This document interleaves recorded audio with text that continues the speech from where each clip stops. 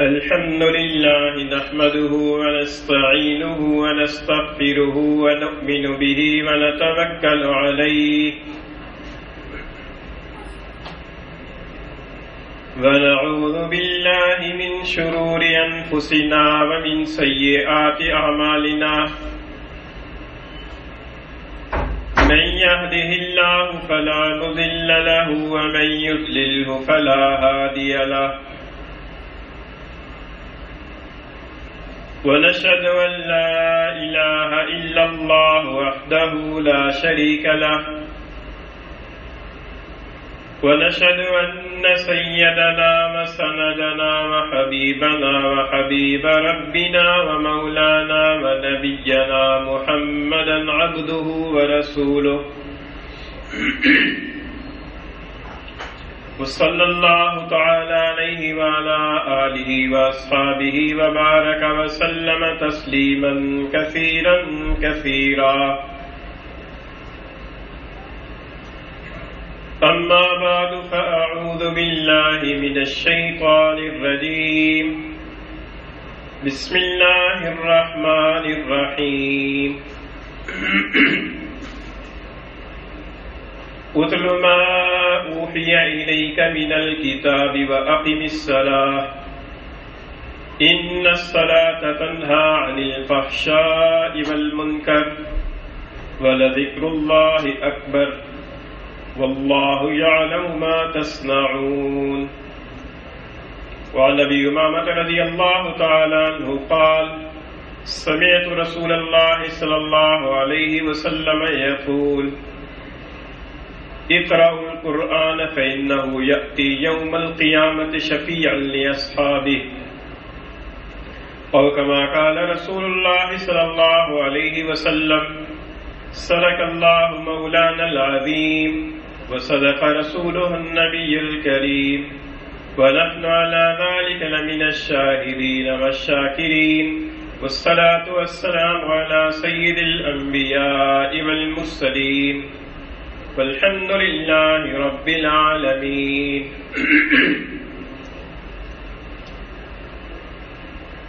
گرامی قدر سامعین، اللہ تعالیٰ کی دی ہوئی زبان کی نعمت کو فضولیات سے، غیبت، چغلی اور جھوٹ سے بچا کر جن کاموں کے اندر لگانے کی ضرورت ہے ان میں سے ایک اہم کام قرآن مجید کی تلاوت ہے.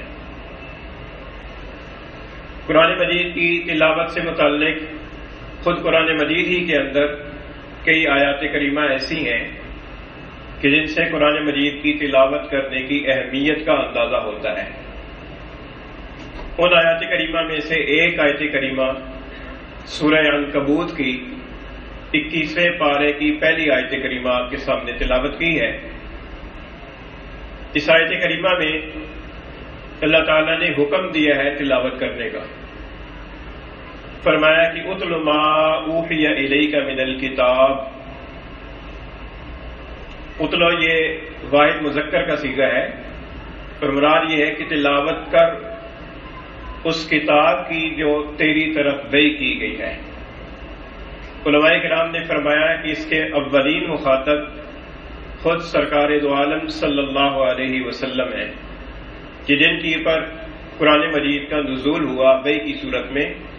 اللہ تعالیٰ کی طرف سے آپ کو حکم ہوا کہ اتل ما اوحی الیک من الکتاب، کہ جو کتاب آپ کی طرف وحی کی گئی ہے اس کتاب کی آپ تلاوت کیجیے.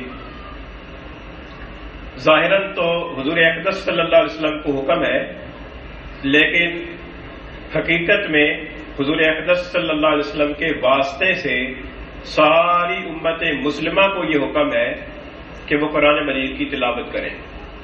ظاہر ہے کہ جب صاحب وحی پیغمبر صلی اللہ علیہ وسلم کو قرآن مجید کے پڑھنے کا حکم دیا جا رہا ہے تو عام مسلمان کو زیادہ حکم ہوگا، زیادہ تاکید ہوگی کہ وہ قرآن مجید کی تلاوت کریں. تو اس آیت کریمہ کے اندر اللہ تعالیٰ کا حکم ہے کہ قرآن مجید کی تلاوت کرو. اور اللہ تعالیٰ کا حکم جو ہے یہ واجب العمل ہوتا ہے، تو اس لیے قرآن مجید کی تلاوت ہمیں کرنی چاہیے.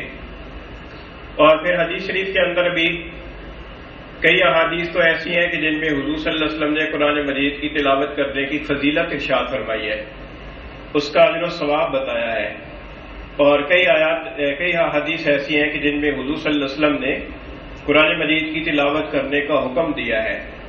چنانچہ حضرت ابو امامہ رضی اللہ تعالیٰ عنہ سے روایت ہے، فرماتے ہیں کہ میں نے رسول اللہ صلی اللہ علیہ وسلم کو ارشاد فرماتے ہوئے سنا ہے، آپ نے فرمایا کہ اقرأ القرآن، قرآن پاک پڑھا کرو۔ یہاں پر یہ مذکر کا جمع کا صیغہ ہے، ساری امت مسلمہ کے افراد کو اللہ کے رسول نے مخاطب کر کے فرمایا کہ اقرأ القرآن، قرآن پڑھا کرو۔ کیوں؟ فإنہ یأتی یوم القیامت شفیعا لأصحابہ، اس لیے کہ قرآن مجید قیامت کے دن اپنے پڑھنے والوں کے حق میں سفارشی بن کر آئے گا۔ تو قیامت کا دن جو کہ سخت ہولناک دن ہوگا، اس دن کے اندر قرآن مجید ایسے افراد کا سفارشی ہوگا کہ جو افراد دنیا کے اندر رہ کر قرآن مجید کے ساتھ شغف رکھتے تھے، قرآن مجید کے ساتھ تعلق رکھتے تھے، قرآن مجید کی تلاوت بکثرت کیا کرتے تھے۔ قرآن مجید کی تلاوت کن اغراض کے پیش نظر کرنی چاہیے؟ ان میں علماء کرام نے فرمایا کہ سب سے پہلی غرض، سب سے پہلا مقصد تقرب الہی ہے، یعنی اللہ تعالیٰ کا قرب حاصل کرنے کے لیے قرآن مجید کی تلاوت کرنی چاہیے، کیونکہ قرآن مجید اللہ کا کلام ہے، اور اس کلام الہی کو اگر اللہ تعالیٰ کا قرب حاصل کرنے کے لیے پڑھا جائے گا تو اس سے انسان کے دل کے اندر اللہ کی محبت پیدا ہوگی، اللہ تعالیٰ کے ساتھ قرب بڑھے گا۔ ایک حدیث کے اندر آتا ہے کہ تبرک بالقرآن فإنہ کلام اللہ وخرج منہ، قرآن مجید کی تلاوت کر کے برکت حاصل کرو، اس لیے کہ قرآن مجید اللہ کا کلام ہے اور اللہ تعالیٰ کی ذات سے نکلا ہے قرآن مجید۔ امام احمد بن حنبل رحمۃ اللہ علیہ مشہور امام گزرے ہیں، حدیث کے بھی امام، فقہ کے بھی امام، اور ان کی تقلید کرنے والے آج بھی دنیا کے اندر موجود ہیں، جن کو حنبلی کہا جاتا ہے۔ حرمین کے اندر جو ائمہ کرام ہیں جو امامت کرتے ہیں، اور خود سعودی عرب کے اندر بھی جو مسلک عام طور پر رائج ہے وہ حنبلی مسلک ہے، امام احمد بن حنبل رحمۃ اللہ علیہ، یہ ان چار فقہ کے مشہور اماموں میں سے ایک امام ہے۔ ایک امام اعظم ابو حنیفہ رحمۃ اللہ علیہ، دوسرے امام مالک رحمۃ اللہ علیہ، تیسرے امام شافعی رحمۃ اللہ علیہ، اور چوتھے امام احمد بن حنبل رحمۃ اللہ علیہ۔ امام احمد بن حنبل رحمۃ اللہ علیہ اللہ تعالیٰ کے مقبول بندے تھے، ان کو خواب کے اندر اللہ تعالیٰ کی زیارت ہوئی۔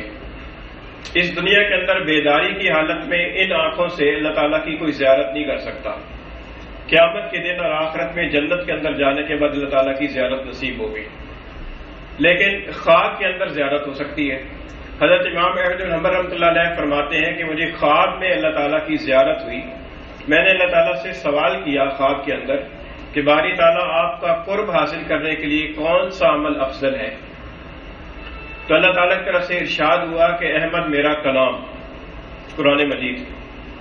میں نے پوچھا کہ باری تعالیٰ سمجھ کر پڑھے یا بلا سمجھے؟ اللہ تعالیٰ کی طرف سے ارشاد ہوا کہ سمجھ کر پڑھو تب بھی قرب حاصل ہوگا، بلا سمجھے پڑھو تب بھی قرب حاصل ہوگا۔ جس سے یہ معلوم ہوتا ہے کہ قرآن مجید کی تلاوت کرنے سے، بذات خود تلاوت سے اللہ تعالیٰ کا قرب حاصل ہوتا ہے۔ قرآن مجید کے الفاظ پڑھنے کے اندر ایسی برکت ہے کہ ان الفاظ پڑھنے سے انسان کو اللہ تعالیٰ کو قرب حاصل ہوتا ہے۔ معانی کا سمجھنا تو بعد کی بات ہے، معانی سمجھے بغیر بھی اگر کوئی آدمی تلاوت کرے گا تو بھی اللہ تعالیٰ کا قرب حاصل کرے گا۔ تو قرآن مجید کی تلاوت کرنے سے سب سے پہلا مقصد جو ہے وہ قرب الہی ہے کہ انسان قرآن مجید کی تلاوت اس نیت سے کرے، اس قرآن مجید کی تلاوت سے مجھے اللہ تعالیٰ کا قرب حاصل ہوگا۔ دوسری نیت، دوسرا مقصد قرآن مجید کی تلاوت کا یہ ہے کہ قرآن مجید کی تلاوت اس لیے انسان کرے کہ اس کے اوپر مجھے اجر و ثواب حاصل ہوگا۔ حدیث شریف کے اندر آتا ہے، حضرت ابن مسعود رضی اللہ تعالیٰ عنہ سے روایت ہے، فرماتے ہیں کہ حضور اقدس صلی اللہ علیہ وسلم نے ارشاد فرمایا کہ جس آدمی نے کتاب اللہ کا ایک حرف پڑھا اسے ایک نیکی ملے گی، اور ایک نیکی اللہ تعالیٰ کے ہاں 10 نیکیوں کے برابر اجر ملتا ہے۔ پھر فرمایا کہ میں یہ نہیں کہتا کہ الف لام میم ایک حرف ہے، بلکہ الف ایک حرف ہے، لام ایک حرف ہے اور میم ایک حرف ہے۔ گویا کہ الف لام میم پڑھنے والے کو 30 نیکیاں ملیں گی۔ تو قرآن مجید کی تلاوت کرنے سے چونکہ ہر حرف کے اوپر اللہ تعالیٰ کی طرف سے 10 نیکیاں عطا ہوتی ہیں، اس لیے قرآن مجید کی تلاوت کرتے وقت میں جتنے الفاظ پڑھے جائیں گے، جتنے حروف پڑھے جائیں گے، اسی قدر انسان کو نیکیاں حاصل ہوں گی۔ جو قرآن مجید کی تلاوت کرنے کا دوسرا مقصد ہے، قرآن مجید کی تلاوت کرتے وقت میں انسان کو یہ نیت کرنی چاہیے کہ مجھے ایک تو اس سے اللہ تعالیٰ کا قرب حاصل ہوگا، دوسرا یہ ہے کہ مجھے اس کے اوپر اجر و ثواب حاصل ہوگا، اللہ تعالیٰ کی طرف سے نیکی ملے گی۔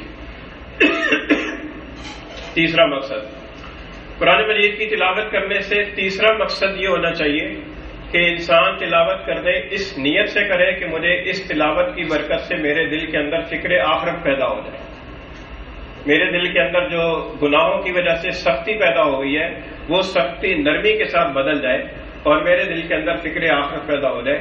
جیسا کہ گزشتہ جمعۃ المبارک پر ایک حدیث میں نے آپ کے سامنے بیان کی تھی کہ حضور اقدس صلی اللہ علیہ وسلم نے فرمایا کہ دلوں کو بھی زنگ لگ جاتا ہے جیسا کہ لوہے کو پانی لگنے سے زنگ لگتا ہے۔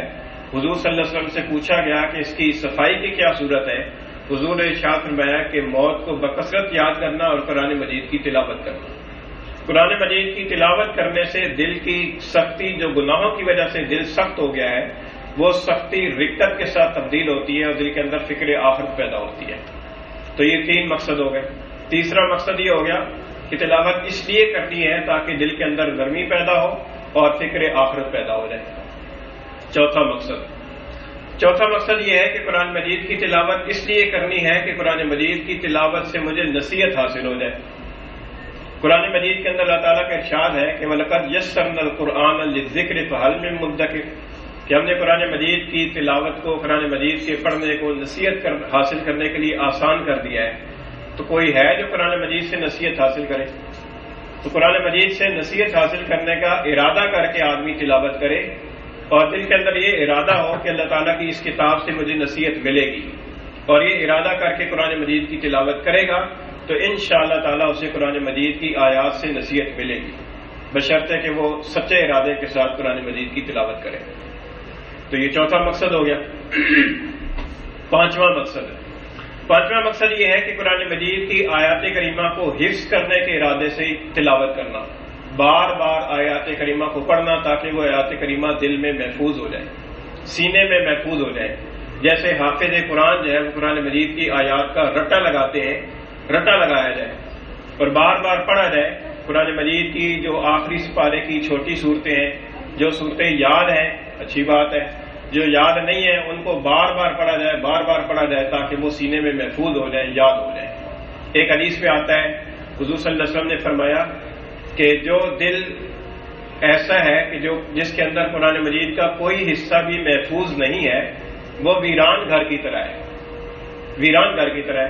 تو قرآن مجید کے سینے کے اندر محفوظ ہونے سے انسان کے اندر ایک طمانینت پیدا ہوتی ہے اور انسان کا دل آباد ہوتا ہے، ویران نہیں ہوتا۔ کوشش کرنی چاہیے کہ زیادہ سے زیادہ قرآن مجید کا حصہ جتنا ہو سکے وہ ہم اپنے سینے میں محفوظ کر لیں۔ اچھا، قرآن مجید کا حفظ کرنا ایسا عمل ہے کہ اس کے لیے عمر کی کوئی قید نہیں ہے۔ کئی ایسی مثالیں ملتی ہیں کہ بڑی عمر کے اندر ہو جانے کے بعد حضرات نے حفظ شروع کیا اور اللہ تعالیٰ کی برکت سے، اللہ تعالیٰ کی مدد سے حافظ ہو گئے۔ اس لیے اس دھوکے کے اندر رہنا کہ ہماری عمر بڑی ہو گئی ہے، ہم نہیں کر سکیں گے، تو یہ ایک شیطانی وسوسہ ہوتا ہے۔ آدمی کرنا چاہے تو کیا نہیں کر سکتا۔ اس لیے انسان اگر بڑی عمر کا بھی ہو گیا، لگن سچی ہو، شوق ہو، جذبہ ہو اور انسان کوشش کرے تو قرآن مجید یاد ہو سکتا ہے۔ تو اس لیے قرآن مجید کو جو ہے نا وہ اس طریقے سے یاد کرنا، یہ یاد کرنے کے ارادے سے قرآن مجید کی تلاوت پڑھنا اور بار بار کرنا، یہ قرآن مجید کی تلاوت کا ایک اہم مقصد یہ بھی ہے۔ یہ غالباً 5 مقصد ہو گئے۔ چھٹا مقصد، قرآن مجید کی تلاوت کرنے سے ایک مقصود یہ ہونا چاہیے کہ قرآن مجید کی معانی کے اندر تدبر اور غور فکر کیا جائے۔ اللہ تعالیٰ نے قرآن مجید کے اندر شکایت کی ہے، فرمایا کہ افلا یتدبرون القرآن ام علی قلوب اقفالها، کہ یہ لوگ قرآن مجید کے اندر تدبر کیوں نہیں کرتے؟ کیا ان کے دلوں پر تالے لگے ہوئے ہیں؟ ان کے دل کس نے بند کر دیے ہیں؟ قرآن مجید کے اندر تدبر کیوں نہیں کرتے؟ قرآن مجید کے اندر تدبر کرنا یہ قرآن مجید کی تلاوت کا ایک اہم مقصد ہے۔ قرآن مجید کی تلاوت کرتے وقت میں انسان دل کے اندر یہ ارادہ بھی رکھے کہ قرآن مجید کی آیات کریمہ کے اندر تدبر کروں گا اور تدبر کر کے اس کو سمجھنے کی کوشش کروں گا. اور قرآن مجید کی تدبر کے اندر یہ ہے کہ قرآن مجید کی ایک آیت کریمہ پڑھی اور پڑھنے کے بعد پھر آدمی خاموشی کے ساتھ ان الفاظ کے اندر غور فکر کرے کہ میرا رب مجھ سے کیا فرما رہا ہے. اس کے اندر غور فکر کر کے اپنی عقل اور اپنی فہم کے مطابق سمجھنے کی کوشش کرے کہ اللہ تعالیٰ کا کیا حکم ہے. تو یہ تدبر کہلاتا ہے کہ آدمی قرآن مجید کی آیات کریمہ کے اندر تدبر کرے. تو قرآن مجید کی تلاوت کرنے سے یہ بھی مقصد ہے. تو قرآن مجید کی تلاوت کرتے وقت میں ان مقاصد کو اپنے ذہن کے اندر رکھنا چاہیے اور ان مقاصد اور ان اغراض کو سامنے رکھتے ہوئے قرآن مجید کی تلاوت کرنی چاہیے. قرآن مجید کی تلاوت کرتے وقت میں یہ اغراض اور مقاصد پیش نظر ہوں گے تو قرآن مجید کی تلاوت کرنے کے جتنے فوائد قرآن و حدیث کے اندر بیان کیے گئے ہیں وہ فوائد کسی درجے کے اندر انسان کو حاصل ہوں گے. لیکن اگر انسان ویسے ہی قرآن مجید کو کھول کر پڑھنا شروع کر دے، کوئی نیت نہ ہو، تو وہ قرآن مجید کا پڑھنا وہ بھی فائدے سے خالی نہیں ہے. اس کے پڑھنے کی پر بھی انسان کو لازماً فائدہ حاصل ہوگا. اس کی وجہ یہ ہے کہ قرآن مجید جو ہے وہ ایسی کتاب نہیں ہے کہ جس کو سمجھ کر پڑھے تو فائدہ حاصل ہو، بلکہ سمجھے بغیر پڑھنے سے بھی انسان کو فائدہ حاصل ہوتا ہے. اس لیے قرآن مجید کی تلاوت کرنے کا اہتمام ہونا چاہیے. ہاں، تلاوت کرتے وقت میں ان مقاصد کو بھی اگر سامنے رکھا جائے گا تو ان مقاصد کے سامنے رکھنے سے اور ان نیتوں سے قرآن مجید کو پڑھنے سے فائدہ زیادہ ہوگا. اچھا، ایک مقصد قرآن مجید کی تلاوت کا یہ ہے کہ قرآن مجید کے احکام پر عمل کیا جائے. یعنی انسان اس ارادے سے پڑھے کہ قرآن مجید کے اندر جو احکام ہیں ان احکام پر میں عمل کروں گا. چنانچہ قرآن مجید کے اندر اللہ تعالیٰ فرماتے ہیں اقیم الصلاۃ، نماز قائم کرو. تو جب اس حکم کی پر پہنچے تو دل کے اندر ارادہ کرے کہ میں نماز قائم کروں گا. آتوا الزکاۃ، زکوٰۃ ادا کرو. جب اس امر کی پر پہنچے تو دل کے اندر ارادہ کرے کہ میں اس حکم کی پر عمل کر کے زکوٰۃ دیا کروں گا. قرآن مجید کے اندر اللہ تعالیٰ کا حکم ہے وَلَا يَغْتَب بَعْضُكُمْ بَعْضًا، تم میں سے کوئی کسی کی غیبت نہ کرے. جب اس آیت پر پہنچے تو دل میں ارادہ کرے کہ میں کسی کی غیبت نہیں کروں گا. اسی طریقے سے اور جتنے بھی احکام ہیں قرآن مجید کی آیات کریمہ کے اندر بہت سارے احکام سامنے آتے ہیں. تو جو جو حکم سامنے آتا جائے اس حکم کے مطابق عمل کرتا جائے. ایک مقصد یہ ہے کہ قرآن مجید کی آیات کریمہ کی تلاوت کے دوران میں اگر جنت اور جنت کی نعمتوں کا تذکرہ آ جائے تو انسان کو ان آیات کریمہ کی تلاوت کرنے کے بعد اللہ تعالیٰ سے دعا کرنی چاہیے کہ اللہم انی اسألک رضاک والجنہ، کہ اللہ میں آپ سے آپ کی رضا اور جنت کا سوال کرتا ہوں. اللہ تعالیٰ سے جنت کا سوال کریں. جہنم اور جہنم کی عذابوں کا ذکر آ جائے ان آیات کریمہ پر اللہ تعالیٰ سے دعا کرے کہ یا اللہ اللہم انی اعوذ بک من سخطک والنار، کہ اللہ میں آپ کی ناراضگی سے اور جہنم سے پناہ مانگتا ہوں. اللہ سے عذاب جہنم سے پناہ مانگے. جہاں پر اہل اللہ کا تذکرہ آ جائے، ایمان والوں کی اچھی صفات کا ذکر آ جائے، اللہ تعالیٰ سے دعا کرے کہ یا اللہ یہ صفات مجھے بھی نصیب فرما. جہاں پر کفر والوں کی بری صفات کا ذکر آ جائے وہاں پر اللہ تعالیٰ سے دعا کرے کہ یا اللہ ان کافرانہ باتوں سے مجھے بھی بچا کر رکھ، مجھے بھی محفوظ کر.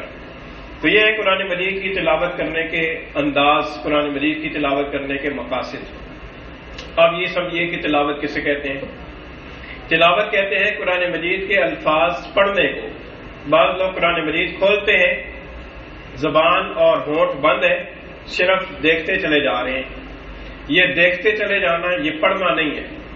پڑھتے وقت میں انسان کی زبان اور اس انسان کے ہونٹ ہلتے ہیں، کیونکہ پڑھنا تلفظ کو کہتے ہیں، الفاظ کو کہتے ہیں. الفاظ جب انسان زبان سے نکالتا ہے تو انسان کی زبان بھی حرکت میں آتی ہے، انسان کے ہونٹ بھی ہلتے ہیں. بعض لوگ ہوتے ہیں کہ وہ قرآن مجید کھولے رکھتے ہیں، دیکھتے چلے جا رہے ہیں، دیکھتے چلے جا رہے ہیں، دیکھتے انگلی بھی پھیرتے چلے جا رہے ہیں، لیکن زبان اور ہونٹ سے کچھ لفظ نہیں نکل رہے. یہ پڑھنا نہیں ہے. پڑھنا یہ ہے کہ قرآن مجید کے الفاظ کی تلاوت کی جائے، الفاظ کو پڑھا جائے. اور ایسی اتنی آواز، اگر آہستہ آواز سے بھی پڑھے تو اتنی آواز سے پڑھے کہ کم از کم اپنے کانوں تک آواز آ جائے. قرآن مجید کی تلاوت آہستہ آواز سے بھی کر سکتے ہیں، بلند آواز سے بھی کر سکتے ہیں. حدیث شریف کے اندر آتا ہے کہ الجاہر بالقرآن کالجاہر بالصدقہ، کہ جو آدمی اونچی آواز سے قرآن مجید کی تلاوت کر رہا ہے وہ ایسے ہے کہ جیسے علل اعلان صدقہ خیرات کر رہا ہے، اور جو آدمی آہستہ آواز سے تلاوت کر رہا ہے وہ ایسے ہے کہ جو چپکے سے صدقہ خیرات کر رہا ہے. اخلاص کا جو تعلق ہے وہ دل سے ہے، وہ اس سے نہیں ہے کہ آدمی کھلا مکھلا کوئی عمل کرے گا تو اس میں اخلاص لازمن نہیں ہوگا، ایسا نہیں ہے۔ فرض نماز ہے، علل اعلان جماعت کے ساتھ پڑھی جاتی ہے، سارے لوگ کھلا مکھلا آ کر پڑھتے ہیں، تو یہ تھوڑا ہی کہا جائے گا کہ کسی میں بھی اخلاص نہیں ہے، سارے ریاکار ہیں، یہ نہیں ہے۔ اخلاص اور ریاکاری کا تعلق دل سے ہے، تو اخلاص کے ساتھ اونچی آواز سے بھی تلاوت کریں گے تو ثواب ملے گا۔ اور اگر موقع ایسا ہے کہ جہاں پر اونچی آواز سے تلاوت کرنے سے کسی کے آرام میں خلل آئے گا یا کسی کی عبادت کے اندر خلل آئے گا، جیسے مسجد میں کچھ نماز پڑھ رہے ہیں، کچھ ذکر کر رہے ہیں، وہاں اونچی آواز سے تلاوت کریں گے، ان کو کی نماز میں خلل آئے گا، تو وہاں پر آہستہ آواز سے تلاوت کرنا وہ بھی نیکی ہے۔ لیکن آہستہ آواز سے بھی تلاوت کرتے وقت میں زبان سے تلفظ ہونا چاہیے، الفاظ ادا ہونے چاہیے، اور اتنی آواز سے کہ اپنے کانوں تک آواز آ جائے۔ یہ ہے پڑھنا۔ اچھا، اس پڑھنے کے لیے پھر سیکھنا پڑتا ہے۔ ایک حدیث میں آتا ہے، حضور اقدس صلی اللہ علیہ وسلم نے فرمایا کہ تعلم القرآن فقرؤہ، قرآن مجید کو سیکھو پھر اس کو پڑھو۔ جس طرح ہماری اردو زبان ہے یا اردو زبان والے جو جانتے ہیں وہ بھی اردو کی کوئی کتاب پڑھنا چاہیں تو بسا اوقات سیکھنا پڑتا ہے، سیکھے بغیر آدمی اردو کی کتاب پڑھنا بھی مشکل ہو جاتا ہے۔ تو قرآن مجید اللہ تعالیٰ کی کتاب ہے عربی زبان کے اندر، اور ہماری مادری زبان عربی نہیں ہے، ہمیں عربی زبان کے الفاظ، اس کے اتار چڑھاؤ اور اس کے لب و لہجہ کو سیکھنے کی ضرورت ہے۔ اس لیے حضور نے فرمایا کہ تعلم القرآن فقرؤہ، قرآن مجید کو سیکھو پھر پڑھو۔ سیکھے بغیر اگر پڑھا جائے گا تو بسا اوقات انسان غلط پڑھے گا۔ کئی افراد ایسے ہیں امت مسلمہ کے اندر، مرد بھی خواتین بھی، جنہوں نے قرآن مجید کو پڑھنا سیکھا نہیں ہے۔ اب وہ پڑھتے ہیں لیکن پڑھتے وقت میں کئی غلطیاں کر جاتے ہیں۔ کسی جگہ پر پڑھی زبر پڑھنا ہے اس کو کھڑی زبر پڑھ دیں گے، کھڑی زبر پڑھنی ہے اس کو پڑھی پڑھ دیں گے، کہ کہیں لمبا کرنا ہے وہاں چھوٹا کر دیں گے، کہیں چھوٹا پڑھنا ہے وہاں پر لمبا کر دیں گے۔ کئی دفعہ اس سے معنی بھی تبدیل ہو جاتا ہے، جیسے لا یسمعون ہے، اب اس کو کئی لوگ لا یسمعون پڑھ دیتے ہیں، لام کو لمبا کر دیا، اب معنی تبدیل ہو گیا۔ لا یسمعون کا مطلب ہے کہ وہ ضرور سنیں گے، اور لا یسمعون کا مطلب ہے کہ وہ نہیں سنیں گے، معنی بدل گیا۔ تو اب وہ لا یسمعون اور لا یسمعون کا فرق نہیں جانتے، وہ لا یسمعون کو بھی لا یسمعون پڑھ دیتے ہیں۔ اسی طریقے سے بسا اوقات الا پڑھنا ہوتا ہے اس کو الا پڑھ دیتے ہیں، اور بسا اوقات الا پڑھنا ہے تو اس کو الا پڑھ دیا، حالانکہ الا کا اور مطلب ہے، الا کا اور مطلب ہے۔ تو اسی طریقے سے کہیں پر شد پڑھنی ہے وہاں پر شد چھوڑ دی، کہیں پر شد نہیں پڑھنی وہاں پر شد لگا دی۔ تو اس اعتبار سے کئی غلطیاں ہو جاتی ہیں پڑھنے میں، الفاظ کے ادائیگی کے اندر اور لب و لہجے کے اندر غلطیاں ہو جاتی ہیں۔ تو انسان کو قرآن مجید کو سیکھنا چاہیے، اپنے بچوں کو تو لازمی سکھانا چاہیے، لیکن بڑی عمر کے ہو جانے کے بعد بھی قرآن مجید کو سیکھا جا سکتا ہے، ناممکن کوئی کام نہیں ہے، بشرطے کہ آدمی کے اندر لگن سچی ہو، جذبہ اور شوق ہو، اور آدمی سیکھنے کے لیے محنت کرے، کوشش کرے اور صحیح ٹریک کی پر کوشش کرے، تو انشاءاللہ تعالیٰ اسے قرآن مجید کا سیکھنا بھی آ جائے گا۔ اس لیے قرآن مجید کے الفاظ کا تلفظ بھی ہونا چاہیے اور الفاظ کو صحیح طریقے سے ادا بھی کرنا چاہیے، اور اس کے لیے سیکھنا بھی چاہیے، اور جو سکھانے والے ہیں ان حضرات کے سامنے بھی شاگردانہ طور پر حاضر ہونا چاہیے۔ قرآن مجید کے سکھانے والے بھی موجود ہیں، حدیث شریف کے اندر اس کی فضیلت بھی ارشاد فرمائی گئی ہے، فرمایا کہ خیرکم من تعلم القرآن وعلمہ، کہ تم میں سے بہترین آدمی وہ ہے کہ جو قرآن مجید کو سیکھے اور سکھائے۔ قرآن مجید کو سیکھنے والے کو بھی اللہ کے رسول نے فرمایا کہ بہترین آدمی ہے، سکھانے والے کو بھی فرمایا کہ بہترین آدمی ہے۔ ایک حدیث میں آتا ہے کہ اگر کوئی آدمی صبح کے وقت میں جائے اور قرآن مجید کی ایک آیت کریمہ سیکھ لے، اللہ کے رسول نے فرمایا کہ وہ 100 رکعت نفل پڑھنے سے افضل ہے۔ 100 رکعت نفل پڑھنے میں کتنا وقت لگتا ہے، کتنی محنت لگتی ہے، لیکن اگر ایک آیت کریمہ کو صحیح انداز سے پڑھنا سیکھ جائے، اللہ کے رسول نے فرمایا کہ وہ 100 رکعت نفل پڑھنے سے افضل ہے۔ تو اس لیے قرآن مجید کو سیکھنے کا اہتمام کرنا چاہیے اور سیکھ کر پڑھنا چاہیے۔ اچھا، سیکھنے کے اندر شرم نہیں کرنی چاہیے۔ بعض لوگ شرم محسوس کرتے ہیں کہ اتنی بڑی عمر ہو گئی ہے، داڑھی بھی رکھی ہوئی ہے، اتنے عرصے سے نمازیں بھی پڑھ رہے ہیں، اب اگر سیکھنے کے لیے جائیں گے تو اگلا کیا کہے گا کہ قرآن ہی نہیں آتا اس کو۔ تو یہ شرم نہیں کرنی چاہیے، قرآن مجید کے الفاظ کو سیکھنا چاہیے۔ اور قرآن مجید چونکہ نمازوں کے اندر بھی پڑھا جاتا ہے، جیسے فاتحہ پڑھی جاتی ہے، فاتحہ کے ساتھ اور سورت ملائی جاتی ہے، تو اس لیے قرآن مجید کا سیکھا ہوا ہوگا تو نماز بھی درست ہوگی. جن کو قرآن مجید صحیح پڑھنا نہیں آتا تو وہ نماز کے اندر بھی غلطی کریں گے, نماز کے الفاظ بھی صحیح نہیں ہوں گے. تو نماز کے بھی الفاظ کو صحیح طریقے سے سیکھنے کی اور کسی کو اپنی نماز چیک کرانے کی ضرورت ہے کہ الفاظ صحیح ہیں یا نہیں ہیں. اسی طریقے سے قرآن مجید اگر تلاوت کرتے ہیں تو قرآن مجید کی تلاوت کو بھی کسی قاری کو, کسی حافظ کو چیک کرا دینا چاہیے کہ میری تلاوت صحیح ہے یا نہیں ہے, اس میں کوئی غلطی ہے, قابل اصلاح بات ہے یا نہیں ہے.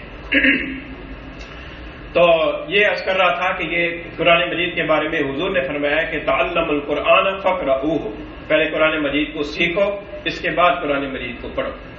اچھا, قرآن مجید کی تلاوت کرنے والے کو حضور اقدس صلی اللہ علیہ وسلم نے قابل رشک قرار دیا ہے. ایک حدیث میں آتا ہے, حضرت ابن عمر رضی اللہ عنہ سے روایت ہے, فرمایا کہ حضور اقدس صلی اللہ علیہ وسلم نے فرمایا کہ رشک کرنا دو آدمیوں کے سوا کسی پر درست نہیں ہے. ان میں سے ایک وہ آدمی ہے کہ جس کو اللہ تعالیٰ نے قرآن کی نعمت سے نوازا اور وہ دن رات قرآن مجید کی تلاوت کے اندر مشغول رہتا ہے. ایک تو اس آدمی کی پر رشک کرنا چاہیے. دوسرے وہ آدمی کہ جس کو اللہ تعالیٰ نے مال دیا ہے اور وہ اللہ تعالیٰ کی رضا کے کاموں کے اندر دن رات خرچ کرنے کے اندر مصروف ہے. فرمایا کہ یہ آدمی قابل رشک ہے. اور ہماری سوچ کیا ہے؟ ہماری سوچ یہ ہے کہ جو قرآن مجید کا حفظ کرنے والا, جو قرآن مجید کو پڑھنے والے طالب علم ہیں, ان کی ہماری سوچ کے اعتبار سے کوئی حیثیت ہی نہیں ہے. ہماری نظروں میں تو وہ لڑکا بڑا قابل رشک ہے کہ جو کالج میں پڑھ رہا ہے, جو یونیورسٹی میں پڑھتا ہے, جس نے PhD کیا ہوا ہے, وہ ہماری نظروں میں قابل رشک ہے. ہم یہ چاہیں گے کہ ہمارا بچہ بھی ویسا ہو جائے. قرآن مجید کے پڑھنے والے کو رشک کی نگاہ سے نہیں دیکھیں گے. جو قرآن مجید کے پڑھنے والے یا سکھانے والے یا پڑھانے والے ہیں, ان کو رشک کی نیت سے نہیں دیکھیں گے. یہ تمنا نہیں ہوگی کہ ہمارا بچہ بھی ایسا ہو جائے, یہ تمنا نہیں ہوگی. یہ رشک کرنا حضور نے فرمایا کہ ایک تو اس پر ہونا چاہیے. دوسرے, ہمیں مال والے پر تو رشک ہوتا ہے, لیکن جو مال کی والے کے اوپر رشک کرنے کی وجہ ہے صدقہ خیرات کرنا, اللہ کی رضا کے کاموں میں خرچ کرنا, اس پر رشک نہیں ہوتا. یہ تو ہوگا رشک کہ فلاں کے پاس اتنا مال ہے, فلاں کے پاس اتنا پلازہ ہے, اتنی بڑی کوٹھی ہے, اتنی بڑی گاڑی ہے, کاش کہ میرے پاس بھی ہوتی. لیکن یہ کہ فلاں آدمی کے پاس اتنا مال ہے, وہ اللہ کی راہ میں اتنا خرچ کرتا ہے, یہ رشک نہیں ہوگا. یہ اللہ تعالیٰ کا طرف سے مال کا مل جانا یہ بھی اللہ کی دین ہے, لیکن مال ملنے کے بعد خرچ کرنے کا حوصلہ مل جانا یہ اللہ تعالیٰ کی دوسری بڑی نعمت ہے. بہت سارے مالدار اس نعمت سے محروم ہیں. مال تو ہے لیکن اللہ کی راہ میں خرچ کرنے کا حوصلہ نہیں ہے. خرچ کرتے ہوئے جان جاتی ہے, اللہ کی رضا کے لیے خرچ کرتے ہوئے جان نکلتی ہے. مال بتیرا موجود ہے لیکن خرچ کرنے کا جذبہ نہیں ہے. تو حضور صلی اللہ علیہ وسلم نے فرمایا کہ وہ آدمی قابل رشک ہے کہ جس کے اللہ تعالیٰ نے مال بھی دیا ہے اور وہ دن رات اللہ تعالیٰ کی رضا کے کاموں میں خرچ کرنے میں مصروف ہے. تو یہ ہے رشک کرنے کی وجہ. حضور نے فرمایا کہ یہ دو آدمی قابل رشک ہیں. اب ہماری حالت کیا ہے؟ ہمیں رشک آئے گا فلاں آدمی جو ہے نا وہ بڑے اونچے عہدے پر ہے, 58ویں گریڈ کا افسر ہے جی, 22ویں گریڈ کا افسر ہے, اس پر رشک آ رہا ہے. فلاں کی اتنی بڑی کوٹھی ہے, اس پہ رشک آ رہا ہے. فلاں آدمی کا اسٹیٹس اتنا اونچا ہے, اس پہ رشک آ رہا ہے. حضور صلی اللہ علیہ وسلم نے فرمایا کہ ان دو کے علاوہ کسی پر رشک کرنا جائز نہیں ہے. تو اس لیے قرآن مجید کے ساتھ تعلق قائم کرنا چاہیے, قرآن مجید کو سیکھنا چاہیے, قرآن مجید کو پڑھنا چاہیے, صحیح مقاصد کے پیش نظر پڑھنا چاہیے, اور قرآن مجید کے پڑھنے پڑھانے والوں کو قدر کی نگاہ سے دیکھنا چاہیے. اللہ تعالیٰ عمل کی توفیق عطا فرمائے.